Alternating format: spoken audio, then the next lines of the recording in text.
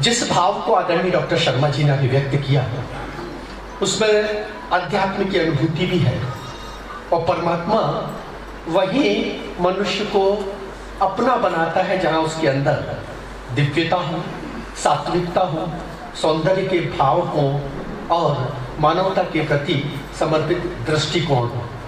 जब तक व्यक्ति के अंदर ये तमाम चीजें नहीं होंगी तब तक उसकी सौंदर्य सर्जना नहीं हो सकती। बागरी जी उन सभी के पथिक हैं। मैं एक बार बागरी जी का अभिनंदन करना चाहूँगा।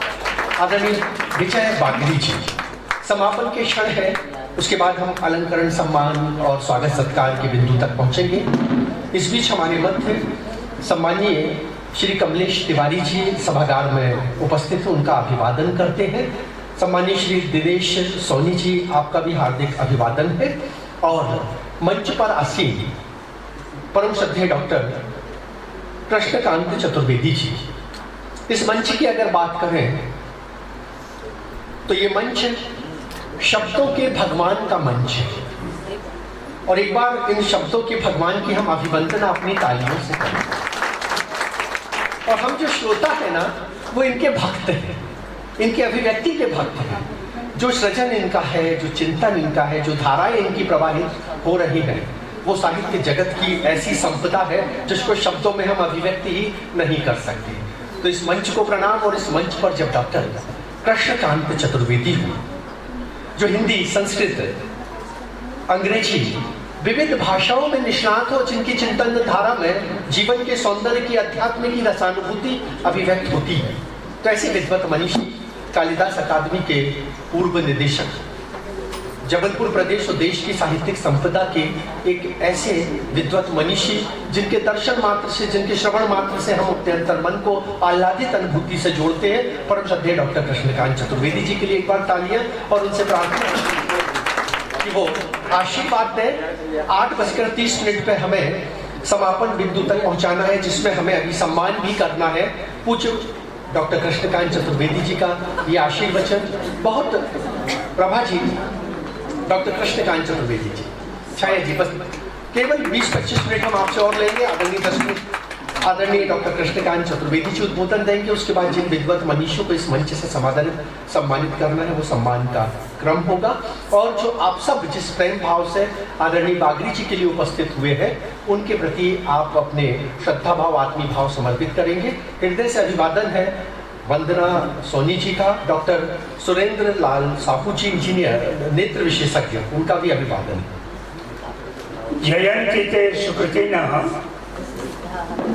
मतिसिद्धाः कवीश्वराः नास्ति येषां यशक्काये जरामरणजं भयम्।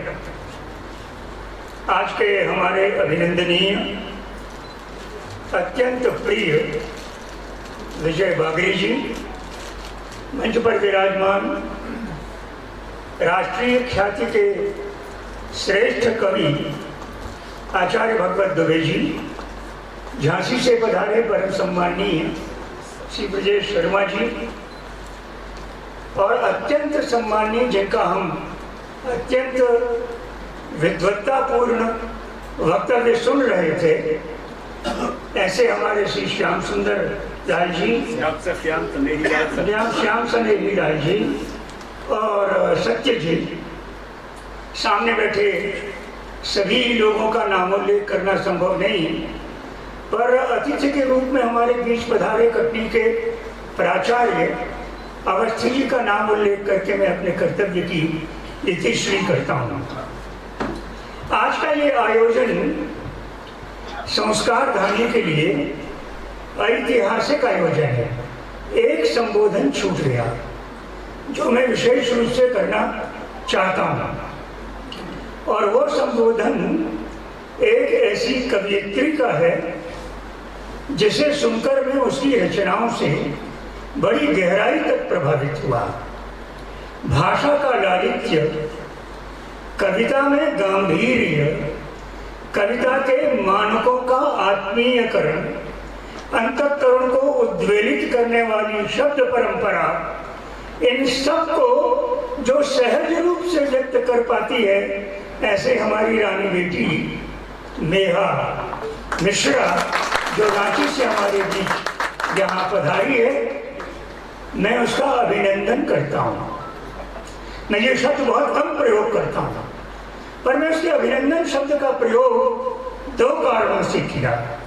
एक उसकी प्रतिभा और दूसरी एक ऐसा दुर्गुण जिससे आप हम में से कोई बचा नहीं है। मैं अपने आप को भी मानता हूँ बचा नहीं हूँ। वो दुर्गुण है लोकेशना। सबसे आगे कूद करके आने वालों की लंबी लाइन इस सभागृह में हमने 50 बार देखी। मुंडी ऐसी आगे केवल इसलिए करेंगे और तब तक करेंगे जब तक 2-4 प्रमुख व्यक्ति देख न लें, और जैसे ही उन्होंने देखा वो वहां से अदर्शनम लोपा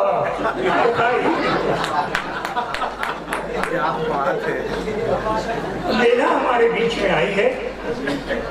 ये संस्कार खाने के लिए आनंद की बात है और मैं उसका हृदय से स्वागत करता हूँ। भगवान कल्याण करे और ऐसे ही अपनी रचना से साहित्य सृजन को आगे बढ़ाओ। आज का जो मुख्य विषय है, मुझे उसी पर अपने आप को केंद्रित रखना है। वो मेरे परम आत्मीय विजय बागरी है। कौन है विजय बागरी? कोई मुझसे पूछे तो मैं क्या कहूँगा? एक अध्यापक रहे, गांव के रहने वाले। कोई इनसे मिलता होगा तो कहता होगा, कहाँ रहते हो? गांव में रहते हो। आज से 2000 साल पहले एक पुस्तक लिखी गई थी, उसका नाम था गाथा सप्तशती। उसमें हमारे विजय बागरी के स्वभाव का उल्लेख है और वो ये है, प्राकृत का है। मैं यह जानती होगी, गाम रुहम्मी, प्राकृत में बोल रहा हूँ, गामे बसामी नगरत स्थितिम न जानामि न हरियाणाम हियम हरेणि जा होमि सा होमि। बहुत बढ़िया, बहुत बढ़िया। एक किसी महिला को यह कह दिया कि तू गंवार है। किसने कहा? हमारी आपकी घर की किसी श्रेष्ठ महिला, नगर की है, नगर के वैभव में पली बड़ी है। भैया 8-10 तो हो गए, ऐसे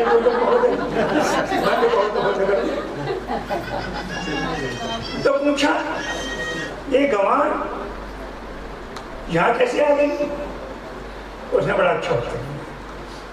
उसने कहा, हाँ मैं गंवार हूँ, गाँव में रहती हूँ।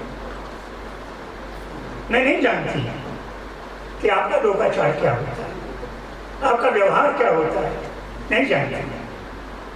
एक बात जानती हूँ कि जब मौका आता है तब आपके पतियों का हृदय मैं अच्छी तरह से चुरा लेती हूँ। मुझमें ये आकर्षण है। मैं गांव की रोकड़ी से ही, लेकिन जब आपके अच्छे से अच्छे लोग मेरे सामने आते हैं तो उनका मन विगलित हो जाता है। मैं जो हूँ सो हूँ। हमारे विजय बागरी भी वही है। ग्रामीण क्षेत्र में रहने वाला एक व्यक्ति, केवल रहने वाला नहीं, वहां पला पुसा बड़ा हुआ, पूरे ग्रामीण परिवेश को जिसने अपने अंतःकरण में सजा लिया, ऐसा एक व्यक्ति ग्रामीण क्षेत्र से यदा कदा नगर में आने वाला। और मैंने अनेक बार ये देखा कि जो हमारे नगर के प्रारंभिक अवसर में, जब बहुत पहले मैंने विजय बागरी को आते हुए देखा था, हमने अपने हिसाब से आगे आते देखा, ये पहले भी आते रहे होंगे, तब इन्हें किसी ने बहुत अधिक सम्मान से नहीं देखा। माना कि हाँ एक अच्छे कवि हैं, पर कितने अच्छे कवि हैं। कवियों की तो यहाँ बड़ी भारी लंबी लाइन बैठी हुई है। आज के इस आयोजन में साहित्यिक लोगों की इतनी उपस्थिति दुर्लभ है। बाहर के लोग भी हैं, तो इनकी कविता और इनकी काव्य महिमा, वैभव, सामर्थ्य, प्रतिभा के बारे में लोग जानते नहीं थे। और हमारे विजय जो हैं, इनका नाम विजय बागरी की जगह विनय बागरी रख देना चाहिए। ऐसा विनय आपको देखने के लिए इतना असाधारण विनय, विनय बागरी हम कह सकते हैं। लेकिन आज जो कविताएं मैंने सुनी और उसकी समीक्षा जो श्याम सनेही लाल जी जैसे विद्वान ने की और लिखा, उन्हें भूमिका तो बड़ी सुंदर लिखी। मैं वैदिक वाङ्मय की एक पंक्ति दोहराना चाहता हूँ। कबीर मनीषी परिभू स्वयंभू, आगे भी आता दक्षोत्थान विदधाति कामान, पर मैं केवल प्रारंभिक अंश लेता हूं जिसमें कहा गया है कवि मनीषी परिभू स्वयंभू। ये कवि के विशेषण है और कवि भी अपने आप में किसी का विशेषण है। विजय वागी जैसे कवि हैं, तो हम जब कवि कहते हैं तो कवि विशेषण है, और जिसके लिए कहते हैं विजय वागी। कबीर मनीषी, जो मनसा ईशित, जो आदमी, संस्कृत में नहीं बोलूंगा बिल्कुल, जो आदमी अपने मन का स्वामी है। परिभू स्वयंभू। हमने विजय वागरी की कविता में 2-3 बातें कहूंगा, अब समय हो जाए तो हो जाए, क्योंकि हमारे अब ये राजेश पाठक जी हमारी तरफ देख नहीं रहे हैं। तो इन्होंने कहा परिभू स्वयंभू। परिभू, जो वातावरण है सब तरफ, वहां वो देखते नहीं है, दृष्टा नहीं है, और आंखें बंद करके बैठने वाले समाधि करता भी नहीं है। समाधि तो बाद की स्थिति है, उसके पहले की प्रक्रिया बहुत लंबी है। कबीर मनीषी, जो कवि है वो मनीषी है। परिभू, वो अपने आप को बाहर चारों तरफ डुबा देता है, व्याप्त कर देता है। जब तक कवि बाहर की समस्त परिस्थितियों में, सब प्रकार की घटनाओं में, सब प्रकार के व्यक्ति चित्रों में, व्यक्तियों की मनोभूमिका में अपने आप को समाहित नहीं कर देगा, समन्वित नहीं, समाहित निमज्जित जब तक वो नहीं कर देगा, डुबा नहीं देगा, तब तक कविता लिखना संभव नहीं। और जो लिखते वो कविता नहीं लिखते, फिर चाहे जो लिखते होंगे। कबीर मनीषी परिभू। और दूसरा दोष जो प्रायः कवियों में होता है, स्वयंभू, अपने भीतर की बात को भी देखना नहीं चाहते। प्रायः मैं कवियों को देखता हूँ कि रचनाएं पढ़ता हूँ, और इसमें से लगभग 32 किताबों में मेरी भूमिका होगी, और 50 बार मुझे राजेश पाठक जी ने बुलाया और मैं यहाँ आया। स्वयंभू भी नहीं है। आदमी स्वयं बनता है, कवि बनता है, कवि चैतना जागृत होती है, और कवि प्रतिभा के द्वारा सारा संसार उसके सामने हस्तामलक हो जाता है। मैंने प्रारंभ में एक श्लोक कहा, जयकार की नहीं, जय बोला विजय वागरी की। जयंती ते सुकृतिना, वे अच्छा काम करने वाले, अच्छे विचार रखने वाले, आंतरिक रूप से शुद्ध मन के व्यक्ति। मति सिद्धा, जिन्होंने तपस्या करके अपने मन को, बुद्धि को पवित्र कर लिया है। कवीश्वरा, वे ही कवीश्वर बनते हैं।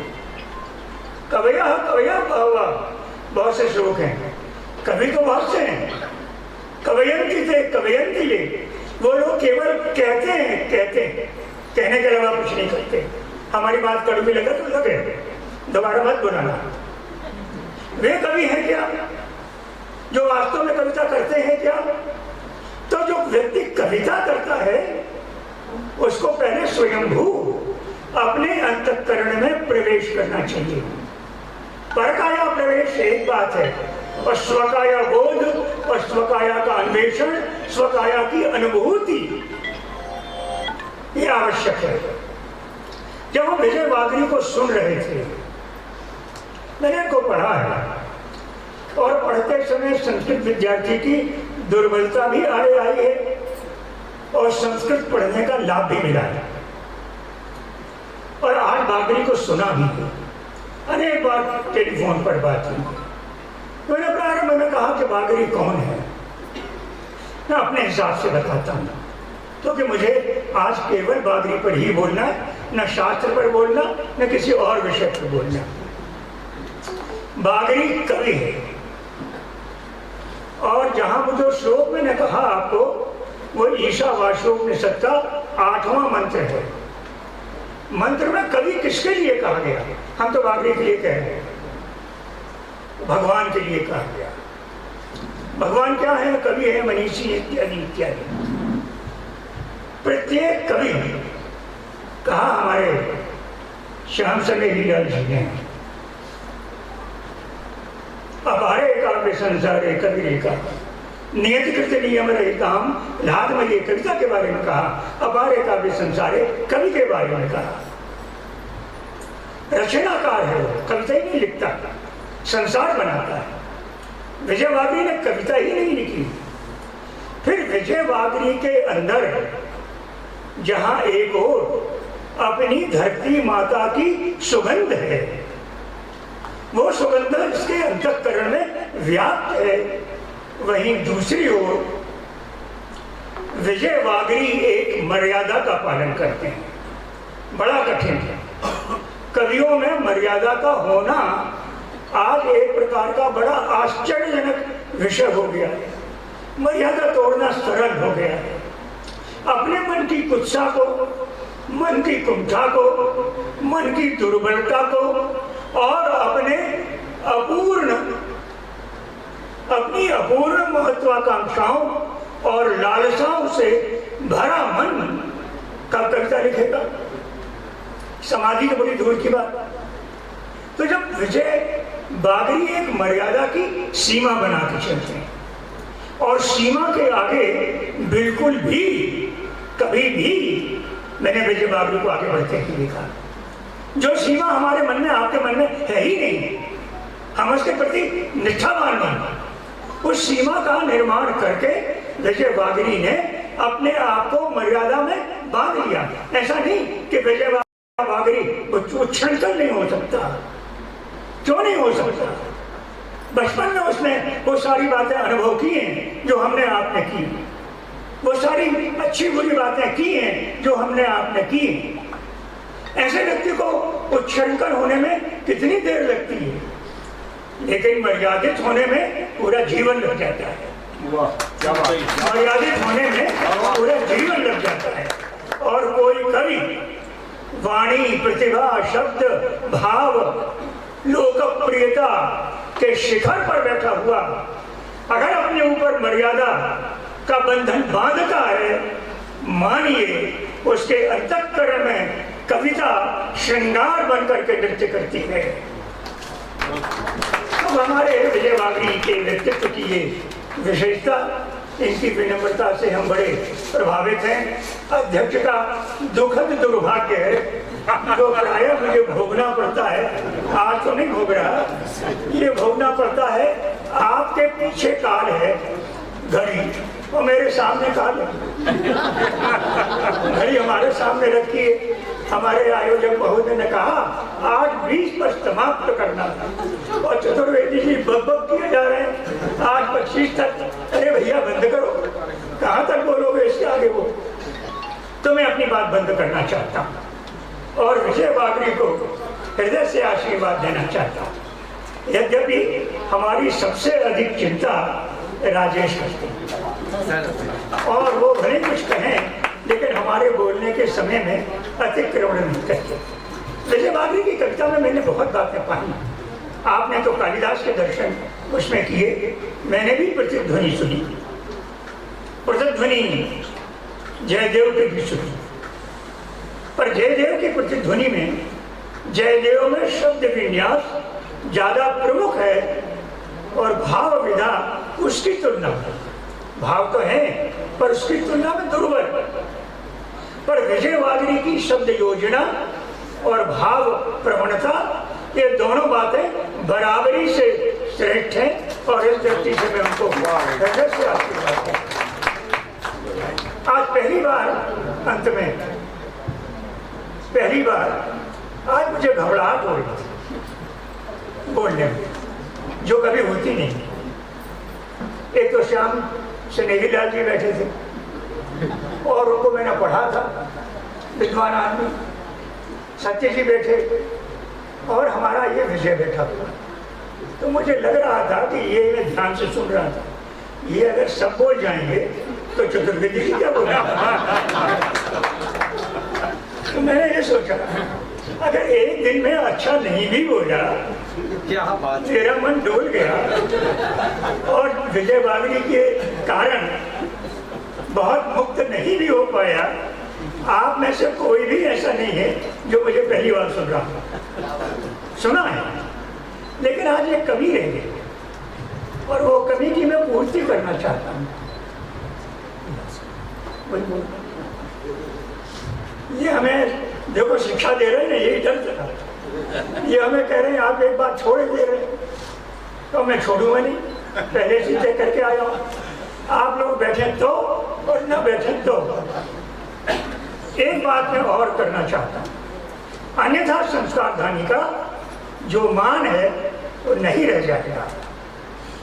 हमारा मान का उसमें कहा गया है यही उज्जैन्याम, काव्यकार शास्त्रकार परीक्षा। वो जैनी का महत्व है कि वहाँ पर कविता लिखने वाले और विद्वान लोगों की परीक्षा होती है। त्रिपुरी का भी यही महत्व है। हम और आप सब त्रिपुरी के रहने वाले हैं। तो मैं एक बात जो छूट गई है उसको पूर्ण करना चाहता हूँ और जिससे मैं कहूँगा आप लोग मेरा समर्थन करते हुए अगर वो हमारी आज्ञा न माने तो महिलाएं विशेष रूप से बलपूर्वक हमारी बात मनवाइएगा। अगर आप मनवाएं तो हम कहेंगे और नहीं मनवाएं तो नहीं कहने वाले, मनवाएंगे। बोलिए महिला मंडल। हमारी निर्मला बहन जी ने कह दिया हमारे बीच मेधा है, मैं जितनी उसकी प्रशंसा करूं उतनी कम। इसका अर्थ ये नहीं है कि जबलपुर में अच्छे कवि नहीं है, एक से एक अच्छे कवि है, परंतु ये संस्कारधानी है ना, तो संस्कार का तो उल्लंघन नहीं कर सकते। तो बाहर के जो अतिथि आए हैं, कटनी तो हमारा हिस्सा है, तो अवस्थी जी को तो हम अपना अतिथि नहीं मानते, अपना भाई मानते हैं। मेरा बाहर से आई है, अब वो कहेगी कि आप मुझे बाहर का क्यों कह रहे हैं? केवल इसलिए कह रहे हैं कि तुम यहाँ आओ और तुम्हें एक प्रशस्ति पत्र प्रदान किया जाएगा। नेहा जी कृपया आप यहाँ पधारिए। मैंने कह रखा था मंच में पीछे बिठाना, मेरा नाम नहीं लेना, कार्ड में मुझे मेरा नाम छापना नहीं, न मेरा सम्मान करना, न कुछ करना। देश की श्रेष्ठ लेखिका और इतनी निराभिमानी और मैं बाकी सब राजेश पाठक जी की अनुमति से उनके कार्य क्षेत्र में हस्तक्षेप करता हुआ ये अनुरोध करता हूँ कि राजेश पाठक जी इसको अपने हाथ से उठाएं और सबके द्वारा उनका सम्मान करें। चलिए इन्हीं शब्दों के साथ आप सबको साधुवाद और नर्मदा के पवित्र अंचल में जो रहते हैं वो तो पवित्र हैं ही, और जो बाहर से आए हैं उनको भी भगवान नर्मदा मैया की कृपा प्रदान करे। इन्हीं शब्दों के साथ जो अच्छा लगा हो अपने पास रखना, बुरा लगा तो मुझे लौटा देना। धन्यवाद। खड़िए ठहरो बेटे, ठहरो, खड़े होने।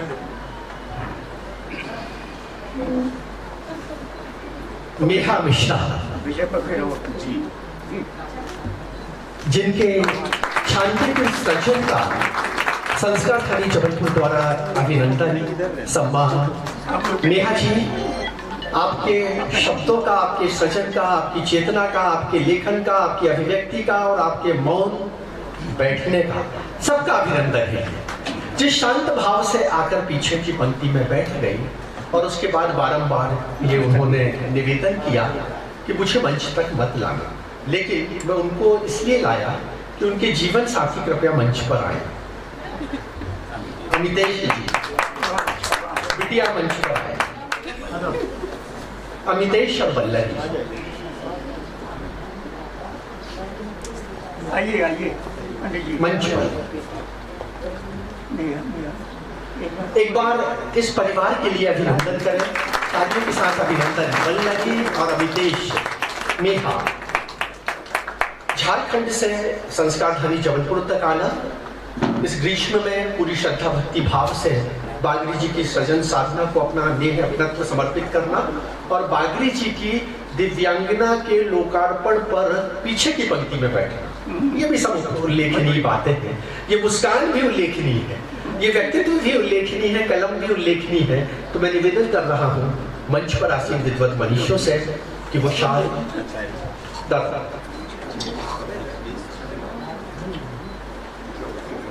सम्मानीय आचार्य भगवत दुबे जी,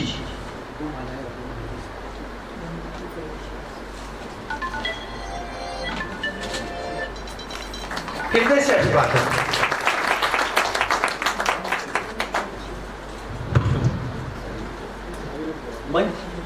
माननीय अतिथिगण, इधर देखिए, इधर देखिए, एक बार फिर तालियों के साथ अभिवादन।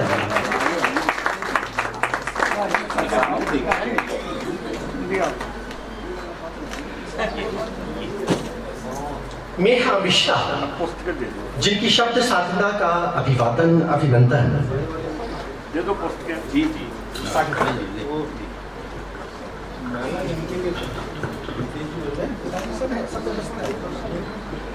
सम्मानीय शर्मा सर ये मोतियों की स्फटिक की माला अमितेश जी को समर्पित करेंगे। एक मिनट सामने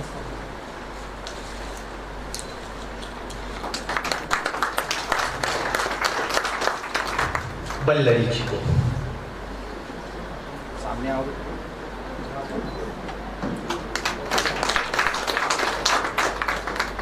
इस अलंकरण सम्मान के बाद हम मंच पर आमंत्रित कर रहे हैं सम्मानीय सुशील जैन जी को। कृपया मंच पर आए। आदरणीय सुशील जैन। मधु सोनी जी, आपके प्रति हृदय से कृतज्ञता। आयोजन के प्रारंभ से समापन बिंदु तक अगर सर्वाधिक सक्रियता से आपने अपने दायित्व का निर्वहन किया तो वो हम लोगों को कैद करने का बहुत बहुत अभिवादन। सम्मानीय श्री सुशील जैन, पूज्य डॉक्टर कृष्णकांत चतुर्वेदी जी की वाणी और उनके अभिव्यक्ति के बाद पूरा सभागार मंत्रमुग्ध हो जाता है। शब्दों में जो ध्वनि, जो अनुभूति, जो अभिव्यक्ति, जो दर्शन, जो चिंतन आदरणीय डॉक्टर चतुर्वेदी जी के माध्यम से मिलता है वो हमारे जीवन की सृजनात्मक खुराक होता है। तो मैं प्रणाम अर्पित कर रहा हूँ आदरणीय डॉक्टर कृष्णकांत चतुर्वेदी जी को। एक बार तालियों के साथ इस वाणी के लिए अभिवादन। और वातावरण में थोड़ा सा परिवर्तन, दो परिवर्तन, स्वर और उसके बाद सम्मान। तो स्वर का प्रस्तुतिकरण विजय बागरी के गीतों का सहज भाव से प्रस्तुतिकरण करने हमारे बीच में हैं सम्मानीय सुशील जैन जी, जो शिक्षाविद हैं, बहुत अच्छे कवि भी हैं, संगठक भी हैं। एक बार इनके लिए तालियों के साथ हम अभिवादन करें। माँ शारदे को मेरा नमन, मंच पर सभी मनीषियों को मेरा नमन और सभी साहित्य साधकों को मेरा नमन। विजय बागरी जी, श्री विजय बागरी जी और श्रीमती बागरी जी के जन्मदिन पर मैं कोट साहब उन्हें बधाई देता हूँ, शुभकामना देता हूँ। और एक गीत उनके द्वारा रचित गीतों की मकरंद वाटिका से एक गीत जिंदगी के 4 दिन ये प्रस्तुत कर रहा हूँ।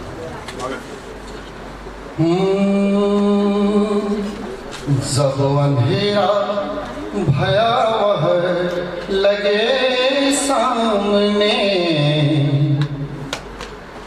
जब अंधेरा भयावह लगे सामने, एक दीपक जलाकर उजाला करो। जब अंधेरा भयावह लगे सामने, एक दीपक जलाकर उजाला करो। जब अंधेरा और जिंदगी यातना की गली में पली, हर निमिष आपदा की तपिश में जली। अब समय कह रहा यूं खड़ा द्वार पर, अब समय कह रहा यूं खड़ा द्वार पर, इस घुटन से स्वयं को निकाला करो। जब अंधेरा भयावह लगे सामने, एक दीपक जलाकर उजाला करो। जब अंधेरा मुश्किलें ले रही हैं, परीक्षा कठिन मुश्किलें ले रही हैं, परीक्षा कठिन जिंदगी के मिले हैं तुम्हें 4 दिन, और सत्य की राह हरगिज नहीं छोड़ना। सत्य की राह हरगिज नहीं छोड़ना। दृष्टि पावन हृदय को शिवाला करो। जब अंधेरा भयावह लगे सामने, एक दीपक जलाकर उजाला करो। जब अंधेरा कि प्रेम की डोर से चित्त को जोड़कर, प्रेम की डोर से चित्त को जोड़कर, द्वेष दूर होए कपट छोड़कर, और प्रेम की अर्चना इष्ट आराधना, प्रेम की अर्चना इष्ट आराधना, प्रेम की बोलियां कंठमाला करो।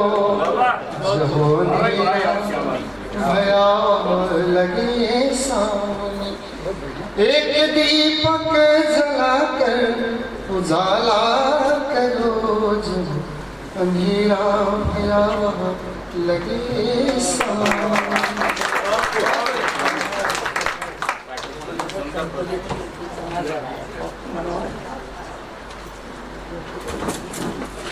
गीतों का प्रवाह है विजय बागड़ी के गीत, और इसी